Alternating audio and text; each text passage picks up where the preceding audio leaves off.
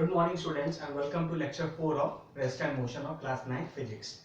तो हमने पिछले क्लासेस में स्पीड और वेलोसिटी के बारे में डिटेल में डिस्कस किया था कि स्पीड क्या होता है, वेलोसिटी क्या होता है। फिर हमने एवरेज क्वांटिटीज को भी डिफाइन किया था, उसको समझे थे कि एवरेज स्पीड क्या होता है, एवरेज वेलोसिटी क्या होता है। और फिर हमने ये भी देखा था कि वेलोसिटी कब का पॉजिटिव, नेगेटिव और जीरो हो जाएगा। आज जो हमारा डिस्कशन है, आज का क्लास बहुत ज्यादा इंपॉर्टेंट है, तो ध्यान से देखना, ठीक है। तो आज हम लोग वेलोसिटी को और आगे लेके चलेंगे, ठीक है। आज हम लोग इस वेलोसिटी से आगे बढ़ेंगे, वेलोसिटी से स्टार्ट करते हैं, ठीक है। तो बताओ, अगर वेलोसिटी क्या है, एक वेक्टर क्वांटिटी है।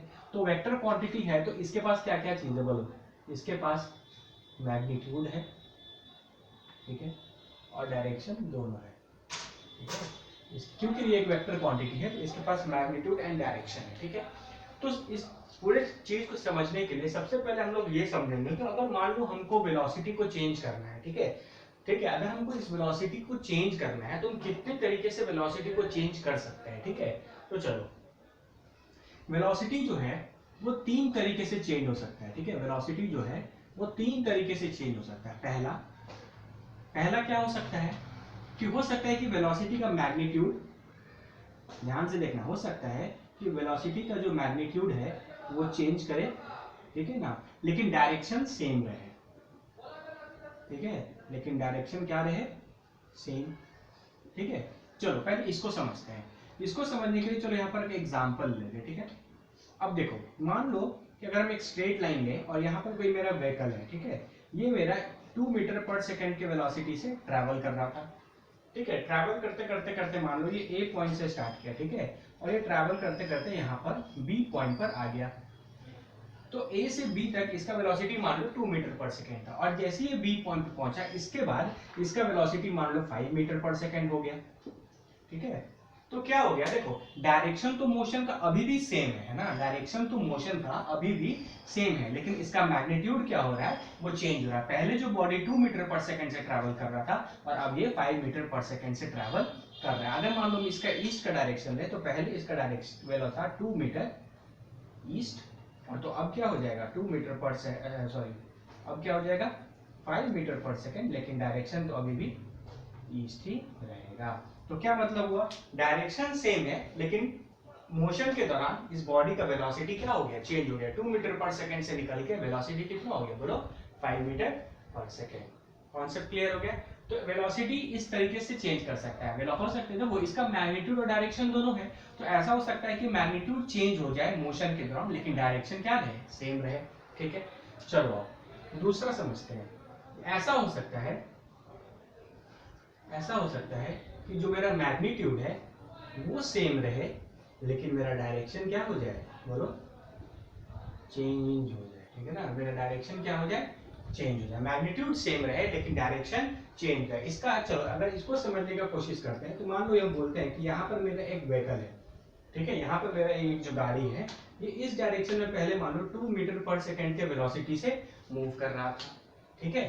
तो ये पॉइंट ए से, फिर मान लो ये पॉइंट कहीं बी पर ये गाड़ी आया, इस पॉइंट बी पर ये व्हीकल आ गया, ठीक है। जैसे ही ये बी पॉइंट पर व्हीकल आया, अब इसने क्या किया, अब ये चलते चलते एक लेफ्ट टर्न ले लिया। क्या ले लिया, लेफ्ट टर्न ले लिया। तो अब ये बॉडी इस डायरेक्शन में मूव करने लगा लेकिन वेलोसिटी इसका अभी भी 2 मीटर पर सेकेंड ही है।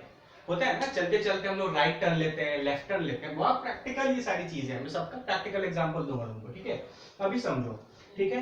तो मान लो कि मैं सीधे रोड पर चल रहा हूँ और चलते चलते मान लो मुझे एक राइट टर्न लेना है या लेफ्ट टर्न लेना है, तो मैं पहले सीधे चल रहा था फिर मैं लेफ्ट टर्न ले लूंगा। तो हुआ क्या, देखो इस केस में इसका मैग्नीट्यूड तो सेम ही रहा लेकिन क्या हो गया, डायरेक्शन चेंज हो गया। तो जो बॉडी पहले इनिशियली इस डायरेक्शन में चल रहा था, ईस्ट के डायरेक्शन में चल रहा था, उसने सडनली नॉर्थ के डायरेक्शन में एक टर्न ले लिया। तो पहले इसका वेक्टर क्या, पहले इसका वेलोसिटी क्या था, ठीक है। तो पहले इसका वेलोसिटी था 2 मीटर पर सेकेंड, मान लो वेलोसिटी इनिशियल लिख देते हैं, ठीक है। यहाँ पे भी वेलोसिटी इनिशियल लिख देते हैं, वेलोसिटी फाइनल लिख देते हैं, ठीक है। तो इनिशियल वेलोसिटी इसका क्या हो गया, 2 मीटर पर सेकेंड ईस्ट के डायरेक्शन में था, ठीक है। लेकिन अब क्या हो गया, अब इसका वेलोसिटी 2 मीटर, मैग्नीट्यूड तो सेम रहा लेकिन इसका डायरेक्शन अब हो गया नॉर्थ। इसका डायरेक्शन क्या हो गया, अब नॉर्थ, ठीक है। समझ में आ गया अच्छे से।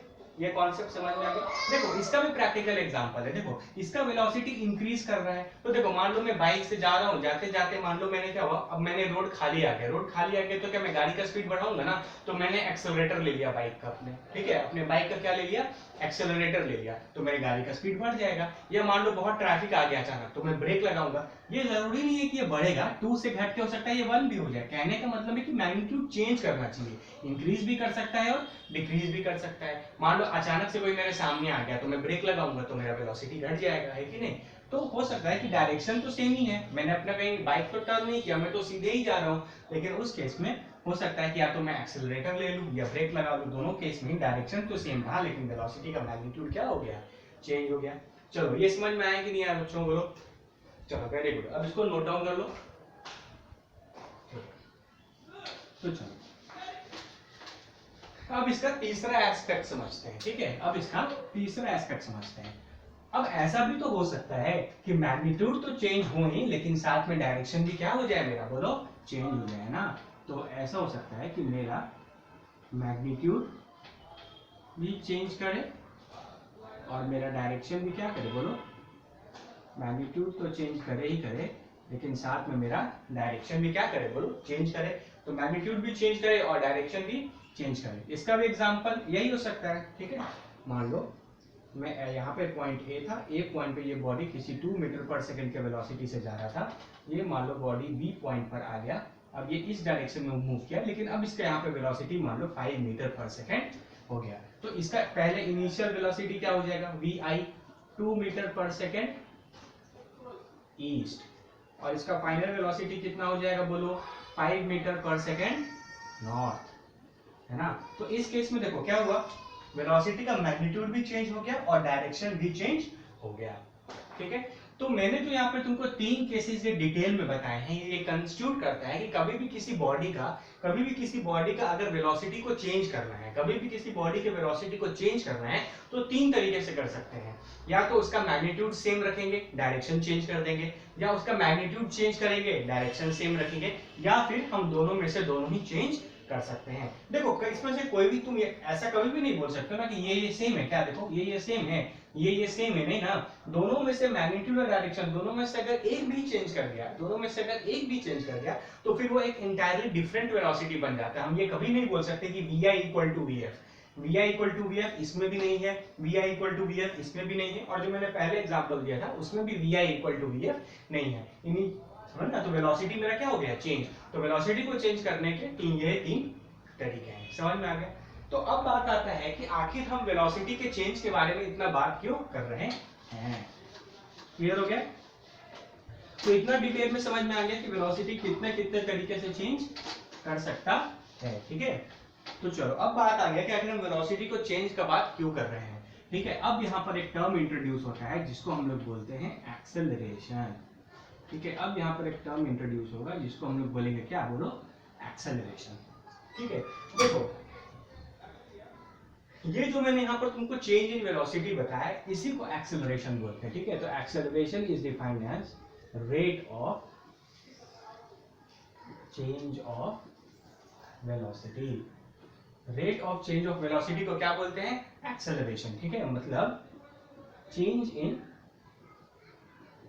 वेलोसिटी अपॉन टाइम टेकन, ठीक है। Change in velocity upon time taken. तो देखो चेंज इन वेलोसिटी, देखो ठीक है, जैसे मान लो यहाँ पर अगर कोई सा भी एक एग्जांपल लेते हैं, सबसे सिंपल वाला ही अगर हम यहाँ पर ले लें, ये बॉडी ए है, ये किसी 2 मीटर पर सेकंड के वेलोसिटी से मूव कर रहा था, इस पॉइंट के बाद मान लो यहाँ पर ये बॉडी किसी 5 मीटर पर सेकंड के वेलोसिटी से मूव करने लगा, ठीक है, 5 मीटर पर सेकंड के वेलोसिटी से मूव कर रहा था। तो देखो इसका इनिशियल वेलोसिटी क्या है, 2 मीटर पर सेकंड ईस्ट, और फाइनल वेलोसिटी क्या है, 2 metre per second 5 metre per second east, है कि नहीं। तो देखो नोटेशन में फिजिक्स के केस में जो इनिशियल वेलोसिटी है उसको u से रिप्रेजेंट करते हैं और जो फाइनल वेलोसिटी है उसको v से रिप्रेजेंट करते हैं। बस रिप्रेजेंटेशन का तरीका है, ठीक है। हमेशा याद रखना, इनिशियल वेलोसिटी को u से रिप्रेजेंट करते हैं, फाइनल वेलोसिटी को v से। तो चेंज हमेशा किसी भी चीज का चेंज फाइनल माइनस इनिशियल होता है, ठीक है। तो हम यहाँ पर लिख सकते हैं, इसको हम लिखना चाहें तो हम लिख सकते हैं delta v by delta t, मतलब change in velocity by change in time. इसको हम लिख सकते हैं v final minus v initial divided by delta t। ठीक है, v फाइनल को v लिखते हैं और इनिशियल वेलोसिटी को u लिखते हैं, तो v minus u divided by t। t2 minus t1 लिख लो, इसको भी चेंज कितना टाइम लगा, है ना। तो इस t2 माइनस t1 का ये मतलब है कि मान लो ये यहाँ पर अगर ये time t equal to 0 seconds पे अगर ये मान लो मोशन स्टार्ट करता है और ये कंडीशन इसका time t equal to 10 seconds पे आता है, तो आखिर टाइम इंटरवल कितने का हुआ, 10 सेकंड का। तो यहाँ पे 10 माइनस 0 लिख देंगे। अगर ये 2 होता ये 10 होता तो 10 माइनस 2 लिख देंगे। वो t2 माइनस t1 बस टाइम इंटरवल है। ठीक है, तो ये चीज तुमको समझ में आया कि नहीं आया? ठीक है, तो समझ में देखो ये जो अब फिर यहाँ पर जो ये जो चेंज इन वेलोसिटी है ना, ये चेंज इन वेलोसिटी उन तीनों में से कोई सा भी केस हो सकता है। मैंने सिर्फ ये वाला ही केस लिया है जहाँ डायरेक्शन सेम है, मैग्नीट्यूड चेंज कर रहा है। हो सकता है कि मैं यहाँ पे हम वो वाला भी केस ले सकते हैं, है ना, वो वाला भी केस ले सकते हैं जहाँ मैग्नीट्यूड सेम हो जाए और डायरेक्शन मेरा क्या हो, चेंज हो, या दोनों चेंज हो जाए। तो ये चेंज इन वेलोसिटी उस तरीके से हम लोग कैलकुलेट करते हैं। ठीक है, यहाँ पर कुछ भी हो सकता है, change in velocity upon time taken. ठीक है, तो आज के बाद समझ में आया एक्सेलरेशन क्या होता है, rate of change of velocity, मतलब change in velocity divided by time taken, delta v by delta t is equal to this. तो आज के बाद ये चीज हमेशा याद रखना, a equal to v minus u by t2 minus t1। ठीक है, acceleration is defined as change in velocity upon time taken. ठीक है, क्लियर हुआ ये? चलो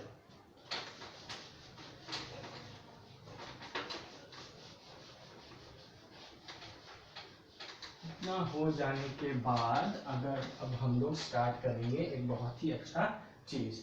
तो देखो जो चेंज इन वेलोसिटी है, देखो जो चेंज इन वेलोसिटी है, जो हम यहाँ पर तुमको acceleration is equal to delta v upon delta t लिखा है, तो ये जो चेंज इन वेलोसिटी है,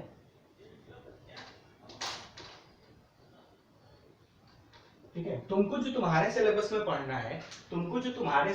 पढ़ना है, वो मोस्टली तुमको पहले वाली चीज पढ़नी है। मतलब डायरेक्शन तो सेम हो लेकिन सिर्फ मैग्नीट्यूड तुम्हारे सिलेबस में ये जो चेंज इन वेलोसिटी का सिर्फ एक ही चीज पढ़ना है, क्या कि मैग्नीट्यूड चेंज होगा बट डायरेक्शन सेम रहेगा। ठीक है, तुम्हारे सिलेबस में जो है, मतलब एक्सेलरेशन तुम जिस फिगर का पढ़ोगे उसमें मोस्टली तुमको इसका पढ़ना है कि मैं डायरेक्शन सेम रहेगा लेकिन मैग्नीट्यूड क्या होगा, चेंज होगा। तो देखो जब तक डायरेक्शन सेम रहेगा और मैग्नीट्यूड चेंज करता है, तो ऐसे मोशन को हम लोग बोलते हैं रेक्टिलिनियर मोशन। ऐसे मोशन को हम लोग बोलते हैं रेक्टिलिनियर, ऐसे मोशन को बोलते हैं रेक्टिलिनियर मोशन, मतलब motion in a straight line. ठीक है, इसका मतलब ये होता है मोशन इन अ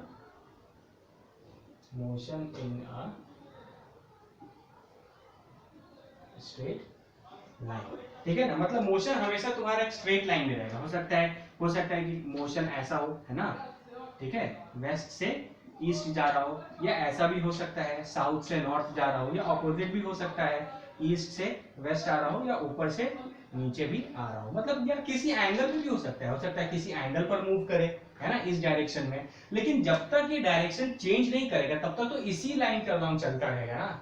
पॉइंट ये है मेरा, मोशन या स्ट्रेट लाइन का मतलब ये है कि ऐसा नहीं कि सिर्फ ईस्ट वेस्ट नॉर्थ साउथ, किसी एंगल पर भी हो सकता है। लेकिन जब तक मान लो कोई बॉडी अगर यहाँ पर है, ठीक है, मान लो कोई बॉडी अगर इंक्लाइन प्लेन पे है, वो अगर ऐसे मूव कर रहा है, तो जब तक कि अपना डायरेक्शन चेंज नहीं करेगा तब तक तो ये इसी लाइन पे मूव करता रहेगा ना। इसीलिए magnitude change but direction same रहने को हम लोग रेक्टिलिनियर भी मोशन बोलते हैं, या मोशन या स्ट्रेट लाइन भी बोलते हैं। तुम्हारे सिलेबस में तुमको 9th क्लास के सिलेबस में तुमको इतना ही पढ़ना है। ठीक है, सिर्फ इस चीज के बारे में पढ़ना है। ठीक है, ये चैप्टर जब हम लोग 11th क्लास में पढ़ते हैं, जब हम लोग आईटी जेई वगैरह आईटी वगैरह के लिए जब पढ़ाते हैं, तो उसमें तुमको ये तीनों एस्पेक्ट देखने पड़ते हैं कि किस किस तरीके से वेलोसिटी चेंज करता है और उसमें कौन कौन सा एक्सेलरेशन आता है। ठीक है, चलो ये चीज समझ में आ गया। तो अब हम लोग डिटेल में स्टार्ट करते हैं, रेक्टिलिनियर मोशन। ठीक है, motion in a straight line. ठीक है, motion in a straight line. जैसे जैसे जैसे ही अगर हम ये चीज बोले motion in a straight line, तुम्हारे दिमाग में बस एक ही चीज क्लिक करना चाहिए, क्या? स्ट्रेट लाइन का बात बढ़ रहा है, मतलब ये स्ट्रेट लाइन सिग्निफाई करता है कि डायरेक्शन जो है विल नॉट चेंज, ठीक है, डायरेक्शन विल नॉट चेंज। जैसे ही तुमको स्ट्रेट लाइन दिख जाए मतलब तुम समझ जाना कि मेरा डायरेक्शन कभी चेंज नहीं कर रहा है, ठीक है, ठीक है। इसके बहुत सारे एग्जांपल हो सकते हैं, जैसे देखो मैं बॉल को ऊपर जैसे मैं बॉल को ऊपर फेंकता हूँ, ठीक है, तो जब मैंने बॉल को ऊपर फेंका तो मेरा बॉल सीधा जाता है ना ऊपर, ऐसा तो नहीं कि वो डायरेक्शन चेंज करता है। तो यहाँ से ऊपर जाने तक का ये जो जर्नी है, हम बोल सकते हैं कि ये मेरा motion in a straight line है। एक बॉल को हम अगर रोल कर देते हैं जमीन पर तो वो भी स्ट्रेट लाइन में ट्रैवल करता है। हम बाइक लेके एक स्ट्रेट रोड पर चल रहे हैं, तो जब तक मैंने डायरेक्शन चेंज नहीं किया तब तक हम स्ट्रेट लाइन में ट्रैवल करते हैं। तो जब भी ये स्ट्रेट लाइन समझिए मतलब डायरेक्शन विल नॉट चेंज, ठीक है। इसका मतलब मान लो अगर तुम एक स्ट्रेट रोड पर चल रहे हो, तुम्हारा व्हीकल अगर स्ट्रेट रोड पर चल रहा है तो इसी पे चलेगा, डायरेक्शन कभी इसका चेंज नहीं होगा। तो जब अगर ऐसा केस आ जाएगा तो इसके दो डायरेक्शन तो चेंज नहीं होगा। तो अब बात करेंगे किस चीज पे? अब बात करेंगे मैग्नीट्यूड पे, ठीक है। अब बात किस पे करेंगे बोलो? मैग्नीट्यूड पे, कि मैग्नीट्यूड के बारे में क्या बोल सकते हैं, ठीक है। तो मैग्नीट्यूड के दो केस हो सकते हैं, सिंपल, या तो ये स्ट्रेट लाइन में चलते हुए इसका मैग्नीट्यूड चेंज करेगा वेलोसिटी का, या वेलोसिटी का मैग्नीट्यूड चेंज नहीं करेगा। मान लो ये पॉइंट ए पर है और ये बॉडी 2 मीटर पर सेकंड के वेलोसिटी से मूव कर रहा है, और ये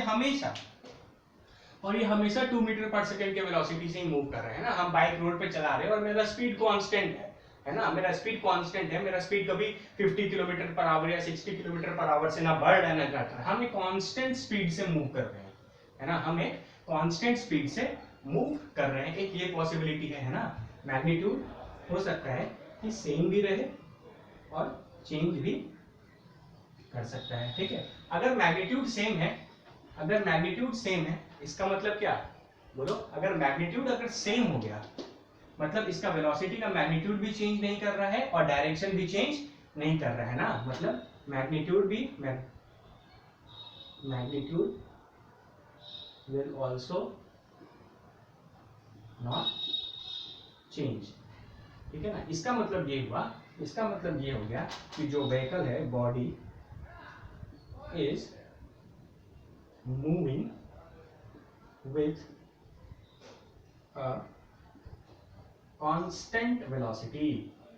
इसका मतलब ये होता है कि जो मेरा बॉडी है वो एक कांस्टेंट वेलोसिटी से मूव कर रहा है। इसका मतलब ये हुआ कि जो बॉडी है वो मेरा कैसे मूव कर रहा है? कांस्टेंट वेलोसिटी से। ये 2 का कभी नहीं, ये 2 से ना कभी 1.9 भी हो रहा है ना 2.1 भी हो रहा है, ये हमेशा 2 का 2 ही है। तो बोलेंगे ना भाई कि इसका मैग्नीट्यूड कांस्टेंट है। तो स्ट्रेट लाइन में था तो डायरेक्शन तो चेंज हुआ नहीं और इसका मैग्नीट्यूड भी चेंज नहीं कर रहा है, ठीक है। मैग्नीट्यूड के बारे में ये एक बात बोल सकते हैं, ठीक है। तो अब आओ, अगर बॉडी कांस्टेंट वेलोसिटी से मूव कर रहा है तो एक्सेलरेशन के बारे में क्या बोल सकते हैं बोलो? एक्सेलरेशन तो delta v by delta t होता है।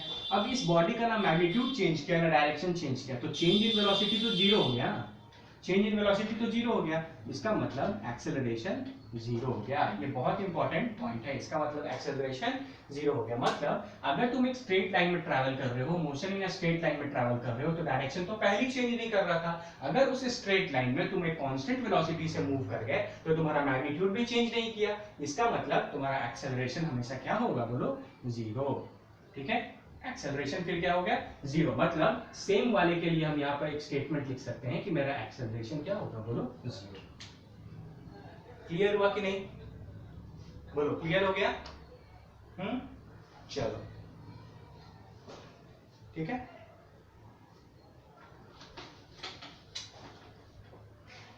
ये तो लिख लीजिए, चलो सेम समझ गए। तो हम यहाँ पर सिर्फ सेम के नीचे लिख देते हैं, सेम के हम यहाँ पर नीचे लिख देते हैं कि एक्सेलरेशन मेरा जीरो होगा, ठीक है। अब आते हैं मैग्नीट्यूड के दूसरे प्रोस्पेक्ट पे कि अगर मान लो इसका वेलोसिटी का मैग्नीट्यूड चेंज कर रहा है, डायरेक्शन तो चेंज नहीं किया लेकिन वेलोसिटी का मैग्नीट्यूड चेंज किया। मान लो ये पॉइंट ए पर था, ये 2 मीटर पर सेकंड के स्पीड से चल रहा था और मान लो टाइम यहाँ पे t इक्वल टू 0 सेकंड था, ठीक है। तो कुछ टाइम ट्रैवल करने के बाद ये पोजीशन बी पर आ गया, मान लो time t equal to 10 seconds पे, है ना, मतलब 10 सेकंड ट्रैवल किया और पॉइंट बी पहुंच गया। जब यहाँ पर पहुंचा तो यहाँ पे इसका वेलोसिटी मान लो 10 मीटर पर सेकंड हो गया ना। मैग्नीट्यूड चेंज कर रहा है जर्नी में, स्ट्रेट लाइन तो ट्रैवल कर रहा है, डायरेक्शन तो चेंज नहीं कर रहा, लेकिन मोशन के दौरान इसका वेलोसिटी 2 मीटर पर सेकंड से 10 मीटर पर सेकंड हो गया। कितने टाइम ड्यूरेशन में? टाइम ड्यूरेशन कितना हो गया, बोलो कितना टाइम लगा यहाँ से यहाँ जाने में, डेल्टा टी कितना है मेरा 10 सेकेंड्स में। तो हम बोल सकते हैं ना कि 10 सेकेंड्स में इस बॉडी का वेलोसिटी 2 मीटर पर सेकेंड से 10 मीटर पर सेकेंड हो गया। ठीक है, बोलो समझ में आ गया। तो वेलोसिटी चेंज हो गया, ठीक है ना, वेलोसिटी चेंज हो गया। तो जब वेलोसिटी चेंज हो गया तो अब एक्सेलरेशन हम कैलकुलेट कर सकते हैं, क्या होता है बोलो, delta we by delta T. Delta T तो दिख रहा है 10 सेकेंड से, तो कभी नॉन जीरो होगा, तो ये तो मेरा 10 आ गया नीचे में। अब डेल्टा वी क्या होता है बोलो, फाइनल माइनस इनिशियल। तो फाइनल वेलोसिटी कितना है बोलो, 10 मीटर पर सेकेंड। इनिशियल कितना है, 2 metre per second divided by 10। तो 8/10 equal to 0.8 metre per second square. अच्छा यूनिट देख लो कैसा होगा, एक्सेलरेशन का यूनिट कैसा होगा, delta we by delta T है ना, मतलब वेलोसिटी है, तो वेलोसिटी का यूनिट तो मीटर पर सेकंड होता ही है, और टाइम का ऑलरेडी सेकंड है, तो मीटर पर सेकंड ये हो जाता है मीटर पर सेकंड स्क्वायर। तो एक्सेलरेशन का यूनिट होता है मीटर पर सेकंड स्क्वायर। इसका फील दिलाऊंगा अभी, देखो ध्यान से समझना। ये समझ में आ गया, तो यहाँ पर पहले क्या कंक्लूड कर सकते हैं, यहाँ पर ये कंक्लूड कर सकते हैं कि जब मेरा मैग्नीट्यूड चेंज करेगा तो मेरा एक्सेलरेशन जो है वो मेरा एक्सेलरेशन है वो नॉट इक्वल टू 0 आएगा। मतलब एक्सेलरेशन का कुछ ना कुछ वैल्यू तो जरूर आएगा, है ना, एक्सेलरेशन का कुछ ना कुछ वैल्यू तो जरूर आएगा। ठीक है, एक्सेलरेशन का कुछ ना कुछ वैल्यू जरूर आएगा। ठीक है, समझ में आ गया, पूरा कॉन्सेप्ट समझ में आ गया। मोशन या स्ट्रेट लाइन का, स्ट्रेट लाइन है तो डायरेक्शन चेंज नहीं होगा, डायरेक्शन चेंज नहीं होगा तो हम लोग बात करेंगे मैग्नीट्यूड का। मैग्नीट्यूड सेम भी हो सकता है, चेंज भी हो सकता है। जब सेम ही रहा तो ना मैग्नीट्यूड चेंज किया ना डायरेक्शन चेंज किया, तो वेलोसिटी ही चेंज नहीं किया। तो जब वेलोसिटी चेंज ही नहीं किया तो किस बात का एक्सेलरेशन, तो एक्सेलरेशन हमेशा 0 होगा। ठीक है, अगर चेंज का बात करेंगे, मैग्नीट्यूड चेंज कर गया वेलोसिटी का, जो डायरेक्शन सेम है, तो एक्सेलरेशन का मेरा कुछ ना कुछ डेफिनेट वैल्यू आएगा। तो इसको नोट डाउन कर लो अच्छे से, फिर कंटिन्यू करेंगे।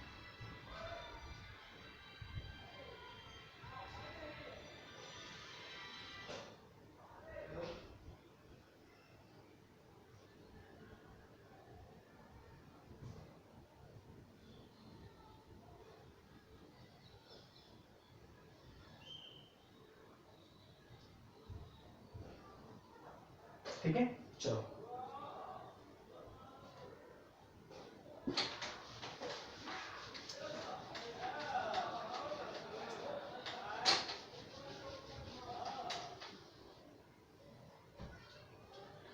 ठीक है। तो मोशन या स्ट्रेट लाइन के बारे में बोल रहे थे, ठीक है ना, तो हम लिख दे।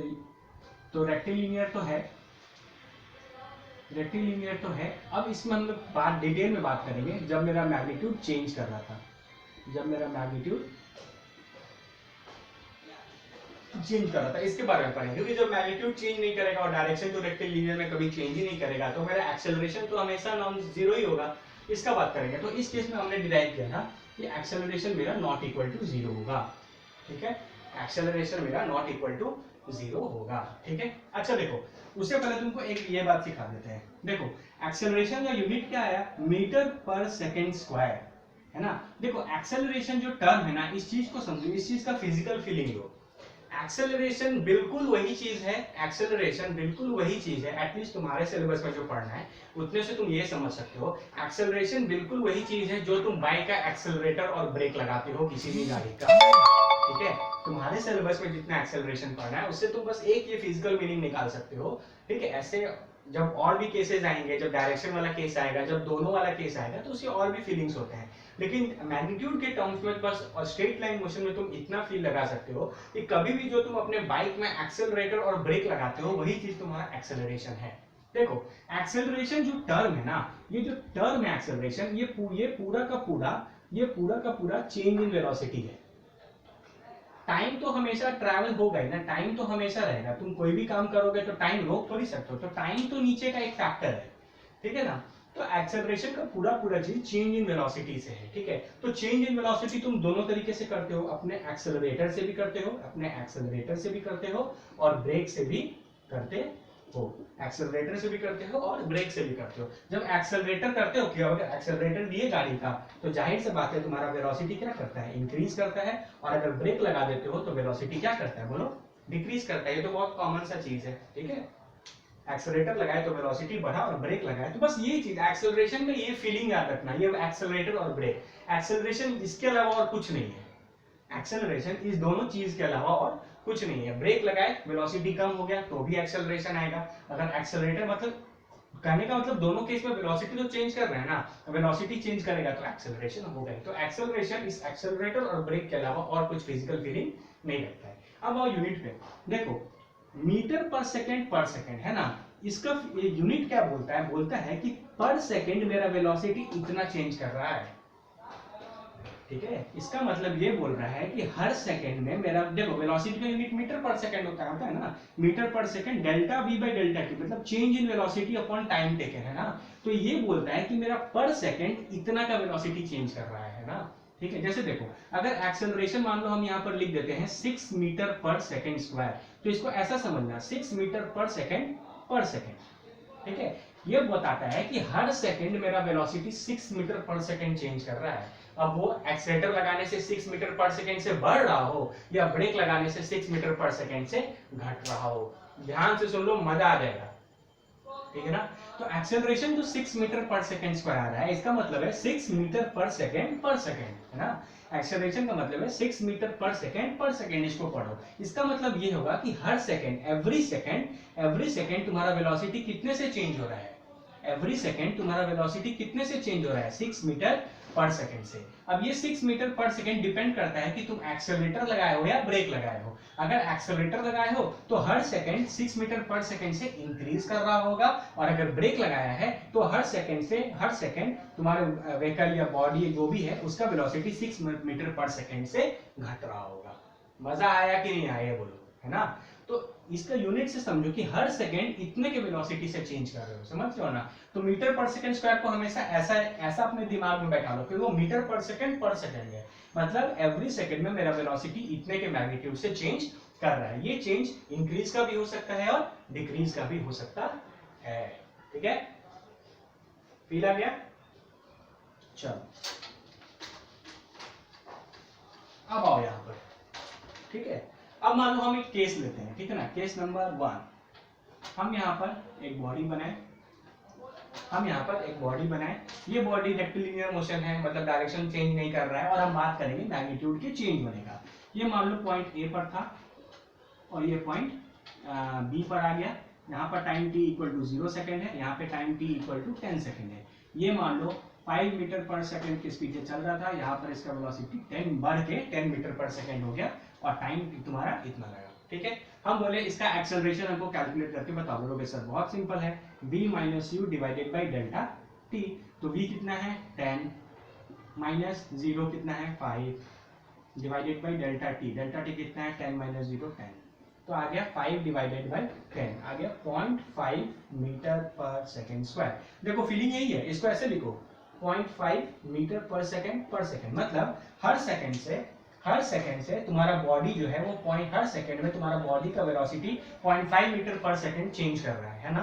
एवरी सेकेंड योर बॉडी, है ना, every second the velocity of your body is changing by 0.5 meters per second, every second the velocity of the body is changing by 0.5 meters per second। अब देखो तुमको जो दिख रहा है यहाँ पर वेलोसिटी बढ़ा हुआ है, मतलब तुमने एक्सेलरेटर लगाया है ना, बोलो एक्सेलरेटर लगाया है। तो इस केस में तुम्हारा एक्सेलरेशन क्या है, बोलो ग्रेटर देन 0। एक्सेलरेशन का कभी भी कोई वैल्यू आएगा तो 0.5 मीटर पर सेकेंड आएगा, मतलब कभी भी तुम एक्सेलरेटर लगाओगे वेलोसिटी अगर इंक्रीज कर रहा है, ठीक है ना। इसका मतलब अगर तुम्हारा फाइनल, देखो है ना, अगर फाइनल वेलोसिटी अगर तुम्हारा इनिशियल वेलोसिटी से बड़ा है ना, देखो यहाँ पर ये तो कभी नेगेटिव नहीं हो सकता। तो एक्सेलरेशन का पॉजिटिव और नेगेटिव किस बात पे डिपेंड करता है, बोलो v और u पे, इसके इस डिफरेंस के v माइनस u का वैल्यू कितना आ रहा है।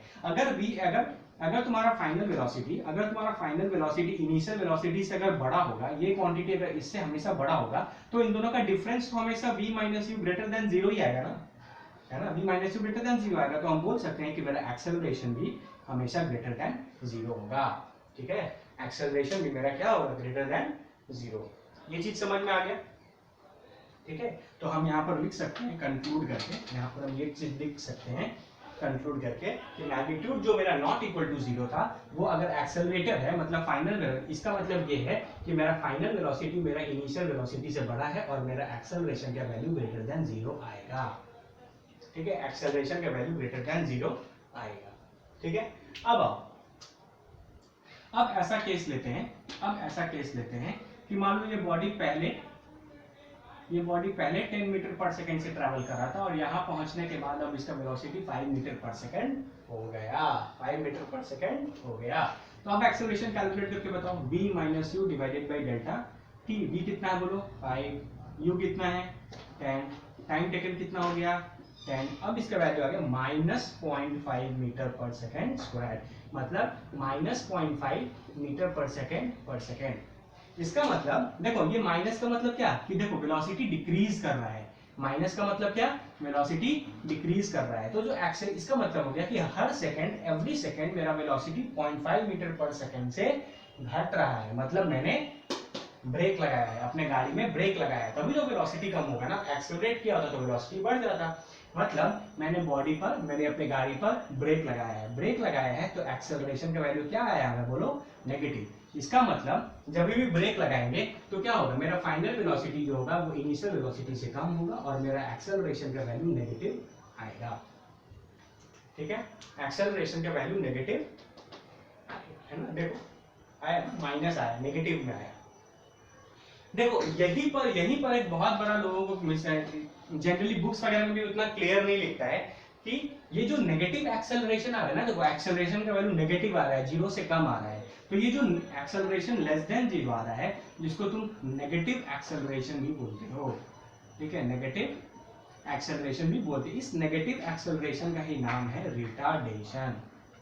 ठीक है, नेगेटिव एक्सेलरेशन का नाम क्या नाम है, रिटार्डेशन। रिटार्डेशन कुछ नहीं, नेगेटिव एक्सेलरेशन। इस पूरे concept acceleration less than 0, negative acceleration, retardation का इस रेक्टिलिनियर मोशन मतलब स्ट्रेट लाइन मोशन में बस यही मतलब होता है कि भाई मेरा जो फाइनल वेलोसिटी है वो मेरा इनिशियल वेलोसिटी से कम है, मतलब मैंने अपने गाड़ी पर ब्रेक लगाया है।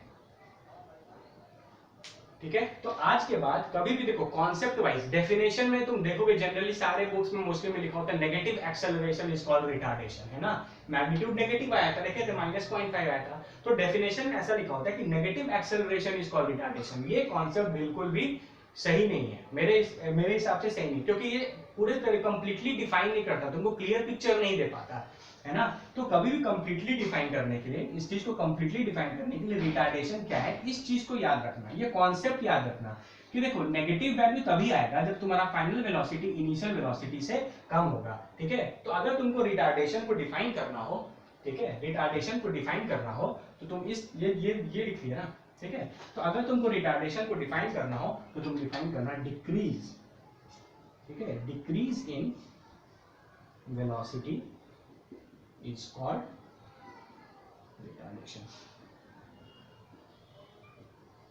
ठीक है, decrease in velocity is called decrease in velocity is called retardation. velocity decrease करेगा तो automatically v minus you less than 0 आएगा, टाइम तो हमेशा पॉजिटिव आता है, तो ऑटोमेटिकली इसका न्यूमेरिकल वैल्यू नेगेटिव में आ जाएगा। और एक्सेलरेशन, देखो ऐसा मत समझ लेना कि ये रिटार्डेशन कुछ नया क्वांटिटी है, बस इसी का टाइप है। एक्सेलरेशन जब ग्रेटर देन 0 आता है तो उसको एक्सेलरेशन ही बोलते हैं, और एक्सेलरेशन जब लेस देन 0 आ जाता है तो उसको रिटार्डेशन बोलते हैं, बस एक और नाम है, ठीक ना, एक सिनोनिम जैसा है। ठीक है ना, रिटार्डेशन। तो हमेशा ये याद रखना, एक्सेलरेशन मतलब increase in velocity, vf minus vi, vf बड़ा है मतलब वेलोसिटी बढ़ रहा है, तुमने एक्सेलरेटर लगाया है, और रिटार्डेशन मतलब डिक्रीज इन वेलोसिटी, ब्रेक लगाया है, तो फाइनल वेलोसिटी इनिशियल वेलोसिटी से कम आएगा। ये पूरा कॉन्सेप्ट चमक गया कि नहीं चमक गया? ठीक है, तो अच्छे से पढ़ो इसको, कोई भी बुक टेक्स्ट बुक अच्छे से पढ़ो, ये सारे कॉन्सेप्ट जो मैंने तुम्हें बताए हैं इसको अच्छे से याद रखना, हमेशा लाइफ टाइम काम देगा। ठीक है, जब जब फिजिक्स पढ़ोगे तब तक ये काम आएगा। चलो ठीक है, थैंक यू।